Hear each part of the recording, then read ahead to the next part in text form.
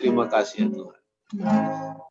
Terima kasih pujian penyembahan kita kepada Tuhan. Kami persilahkan hamba-Nya yang membawa firman. Terima kasih. Ya, terima kasih. Pada saat ini mari kita berdoa. Terpuji nama-Mu Tuhan pada saat pagi hari ini, hari yang sukacita, hari kemenangan, Engkau berikan bagi kami. Kami rindu Tuhan agar firman-Mu senantiasa berbicara kepada kami, agar semua pikiran kami dan tindakan kami selaras dengan kehendak Tuhan. Terima kasih Tuhan. Berfirman Engkau Tuhan, kami sudah siap mendengarkannya. Di dalam nama Yesus Kristus kami berdoa. Amin. Amin.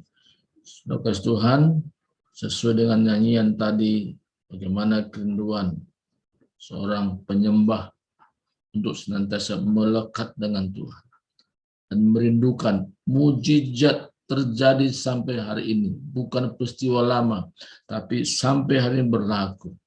Nah, tapi untuk hal ini kita juga belajar hari ini apa yang dimaksud dengan manusia baru. Seringkali digaungkan tentang manusia baru, tapi kita perlu belajar apakah maksud manusia baru itu. Nah, ayat dasar kita hari ini yaitu terambil di Kolose pasal yang ketiga, ayat 15 sampai ayat 12.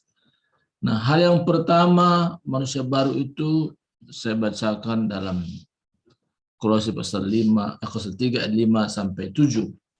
Karena itu matikanlah dalam dirimu segala sesuatu yang duniawi, yaitu percabulan, kenajisan, hawa nafsu, nafsu jahat, dan juga keserakahan yang sama dengan penyembahan berhala. Semuanya itu mendatangkan murka Allah atas orang-orang durhaka. Dahulu kamu melakukan hal-hal itu, kamu hidup dalamnya. Jadi yang pertama, orang yang sudah masuk dalam kategori manusia baru, dia punya kemampuan. Tentu kemampuan itu dari Tuhan, ya. Tapi dalam prinsip hidupnya, dia akan mematikan dalam dirinya sendiri. Ya. Jadi bukan Tuhan yang mematikan, tapi dia punya kemampuan dari Tuhan mematikan dalam dirinya segala sesuatu yang duniawi. Ada 5 hal di sini. 5 hal ini mesti dimatikan. Tidak bisa kompromi. Apa 5 hal tadi? Percabulan, kenajisan, hawa nafsu, nafsu jahat, dan juga keserakahan. Nah, perlunya kita berdoa, perlunya kita bersekutu, menyembah Tuhan, supaya kita memiliki kuasa yang semakin meningkat. Kualitas kuasa makin meningkat dalam diri kita, mulai dari hal kemampuan, kesanggupan. Kita diberikan Tuhan otoritas untuk mematikan di dalam diri kita sesuatu yang bersifat duniawi. Jadi dari hal ini kita bisa memahami apa maksud manusia baru itu. Memang dia sudah nggak senang lagi dalam hal perkara-perkara duniawi ini. Maka juga Tuhan katakan, janganlah kamu serupa dengan dunia ini, tapi berubahlah oleh pembaharuan budimu. Jadi orang yang masuk dengan manusia baru itu memang kerinduannya yaitu supaya kehidupan rohaninya makin meningkat. Melalui apa? Dia mematikan di dalam dirinya segala sesuatu yang menghambat dia menyembah Tuhan, yang menghambat dia bersekutu dengan Tuhan, yang menghambat dia merasakan hadirat Tuhan. Karena segala sesuatu yang duniawi itu sebagai hambatan untuk kita melekat dengan Tuhan, maka Tuhan berikan kita pilihan. We have a choice, ya. Ketika ada pilihan itu, kita berkata, aku tidak izinkan segala sesuatu yang duniawi, yaitu bersarang dalam pikiran saya, apalagi dalam hati saya. Inilah satu prinsip yang harus dipegang. Kalau orang memang rindu hidupnya dari hari ke hari diperbaharui dan terus-menerus perbaharui. Dari segala sesuatu yang duniawi ini, dia tidak ada istilah kompromi. Dia matikan. Nah ini. Ketika orang merindukan supaya dia melekat dengan Tuhan, sesuatu yang duniawi dia matikan. Ini hal yang sangat mendasar bagaimana orang ini kategori masuk dalam manusia baru. Yang kedua apa di sini? Saya ambil singkat-singkatnya saja. Karena kita mengacu waktu juga. Yang kedua, ayat yang kelima ayat yang ke-5 tadi, ya, dan juga selanjutnya ayat yang ke-8 lanjut 8. Tetapi sekarang buanglah semuanya ini, yaitu marah, geram, kejahatan, fitnah, dan kata-kata kotor yang keluar dari mulutmu. Nah, saudara kekasih Tuhan, ada sesuatu yang kita buang. Jadi tadi ada yang dimatikan, ada yang dibuang. Dibuang ini berapa hal? 5 hal juga.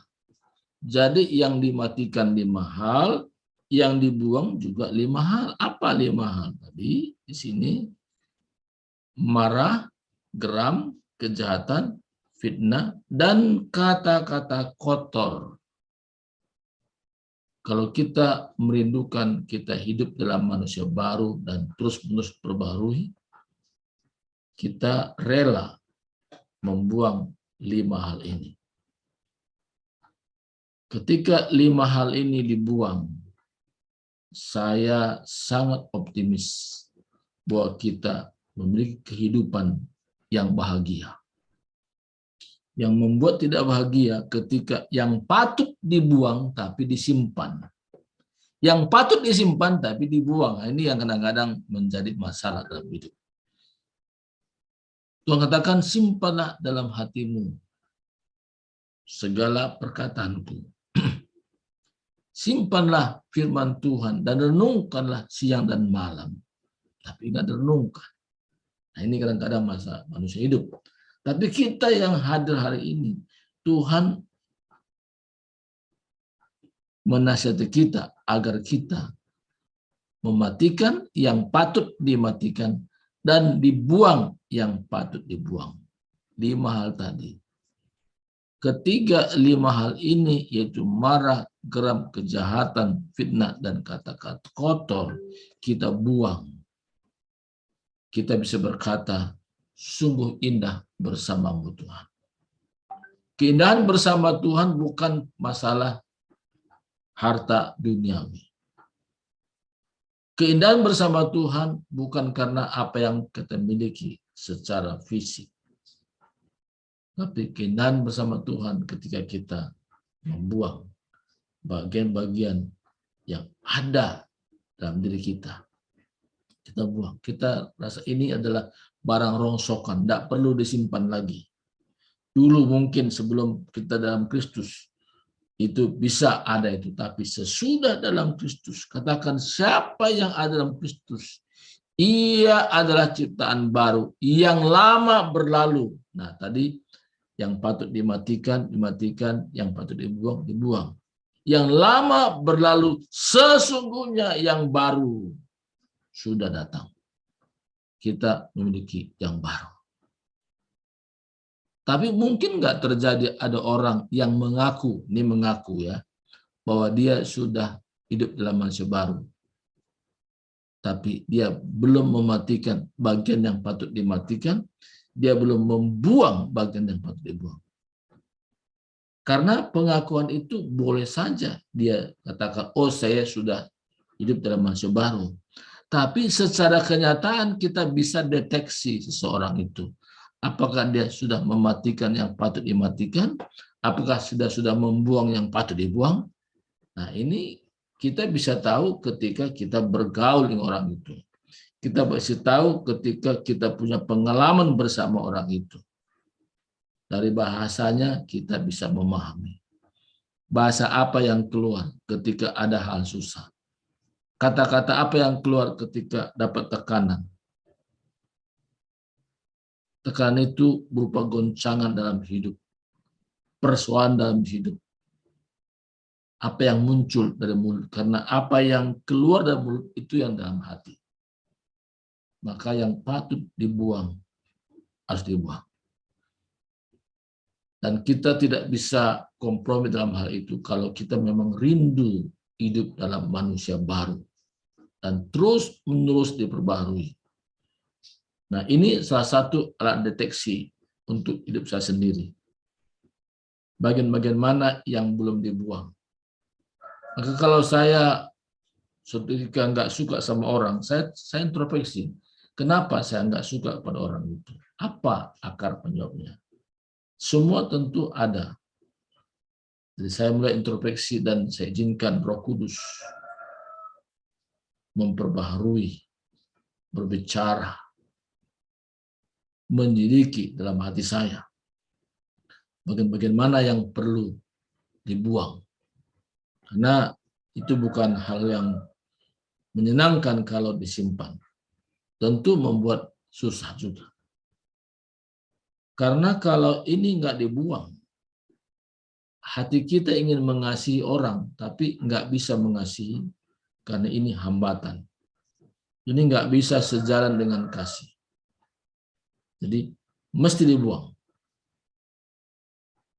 Dan bagian ketiga, bagaimana supaya kita hidup dalam manusia baru? Ayat 10-nya katakan, dan telah mengenakan manusia baru yang terus-menerus diperbaharui yang benar menurut gambar kali ini. Apa di sini yang dipakai? Tapi sini kalau saya perhatikan di sini, yaitu yang kita pakai ayat 12. Karena itu sebagai orang pilihan Allah yang dikuduskan dan kasihnya, kenakanlah pertama belas kasihan, kedua kemurahan, ketiga kerendahan hati, ya, kemurahan, dan yang lainnya. Ada 5 hal, ya, 5 hal yang harus kita buang, 5 hal kita matikan, 5 hal yang harus kita pakai. Jadi kelima hal ini, ketika yang patut dimatikan kita tidak matikan, ini menjadi masalah. Yang patut kita buang, kita tidak buang, akan menjadi masalah. Tapi hari ini Tuhan mau kita punya otoritas untuk mematikan yang patut dimatikan, untuk membuang yang patut kita buang, dan memakaikan yang patut kita pakai, yaitu kasih, belas kasihan, kerendahan hati. Ini harus ada. Jadi kita memang memakai yang patut dipakai. Jadi tidak bisa istilahnya dipakai ganda, yang patut dibuang tapi kita tidak buang, tapi kita pakai juga dengan apa yang baru. Nah ini, jadi kita harus membuang. Nah, dengan lengkapnya saya baca di sini yang patut kita pakai. Karena itu sebagai orang-orang pilihan Allah yang kuduskan dan kasihnya, kenakanlah 1 belas kasihan, kedua kemurahan, ketiga kerendahan hati, keempat kelembutan, dan kelima kesabaran. Ada 5 hal dimatikan, 5 hal dibuang, dan 5 hal dipakai. Kalau hal ini kita betul-betul praktekkan dalam hidup sebagai alat introspeksi dalam diri kita, disitulah namanya hidup bahagia bersama Yesus. Jadi ketika 5 hal masing-masing ini, yang patut dimatikan kita matikan, yang patut dibuang kita buang, yang patut kita pakai, di situ kita katakan sungguh indah bersama Tuhan Yesus. Kenapa indah? Karena Tuhan memberikan kita otoritas. Otoritas itu bukan dulu, tapi sampai hari ini. 2 hal. otoritas, dan kuasa. Ketika hal ini ada dalam diri kita, kita tidak mudah digoyahkan dengan perkara-perkara duniawi. Kita tidak mudah untuk dipengaruhi kepada hal-hal yang susah. Kenapa? Karena firman Tuhan memberikan jaminan kepada kita bahwa kita hidup di dalam hadirat Tuhan. Jadi kita mengalami hidup di dalam kerajaan Tuhan, walaupun kita dalam dunia ini. Tapi kita terlindungi dari hal-hal si jahat. Kenapa? Karena Tuhan berikan kita otoritas, kemampuan, kesanggupan untuk hidup bersamanya. Dari hari ke hari, maka hidup kita tampil beda. Jadi orang bisa melihat, wah, kok beda tampilannya ya? Kok seperti pendeta? Kenapa ada kata-kata seperti pendeta? Karena dari tingkah laku kita orang bisa menilai bahwa oh ini sudah patut disebut pendeta. Ya, seperti kesaksian hambanya Pak Lamsar. Kalau dia pergi ke daerah sudah dibilang Pak Pendeta. Walaupun dibilang oh saya belum pendeta, tapi orang bilang pendeta. Kenapa bilang pendeta? Karena orang bisa melihat nilai-nilai itu. Hidup dalam Tuhan itu harus menunjukkan nilai-nilai. Nilai-nilai berpadanan dengan Kristus.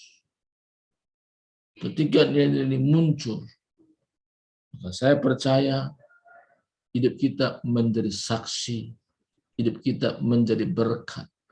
Perkataan kita didengar orang.